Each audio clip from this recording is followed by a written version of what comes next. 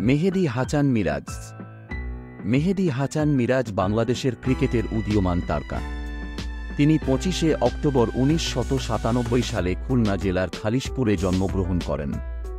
তার পিতা জালাল উদ্দিন এবং মাতা মিনা পারভীন। ছোটবেলা থেকেই মেহেদী ক্রিকেটের প্রতি গভীর আগ্রহী ছিলেন এবং মাত্র 16 বছর বয়সে বাংলাদেশ অনূর্ধ্ব-19 দলের অধিনায়ক হিসেবে আন্তর্জাতিক মঞ্চে তার যাত্রা শুরু করেন। মিরাজ একজন দক্ষ অলরাউন্ডার, বিশেষ করে স্পিন বোলিংয়ে তার অবদান উল্লেখযোগ্য। 2016 সালে ইংল্যান্ডের বিপক্ষে টেস্টে অভিষেক ম্যাচেই তিনি 6 উইকেট নিয়ে সবার নজর কেড়ে নেন। সেই ম্যাচে অসাধারণ পারফর্ম করে Miraz man of the match পুরস্কার পান। এরপর থেকে তিনি বাংলাদেশ দলের স্পিন বিভাগের প্রধান শক্তি হিসেবে পরিচিত হয়ে ওঠেন। ওয়ানডে এবং টেস্ট ফরম্যাটে মিরাজ তার ব্যাটিং দক্ষতাও প্রমাণ করেছেন। ওয়ানডে ম্যাচে তার সর্বোচ্চ রান 81, যা তিনি 2022 সালের এশিয়া কাপে আফগানিস্তানের বিপক্ষে অর্জন করেন।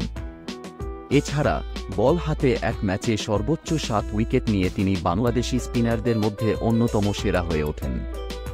মেহেদী হাসান মিরাজের অসাধারণ পারফরম্যান্স এবং কঠোর পরিশ্রম তাকে বাংলাদেশ ক্রিকেটে বিশেষ স্থানে প্রতিষ্ঠিত করেছে।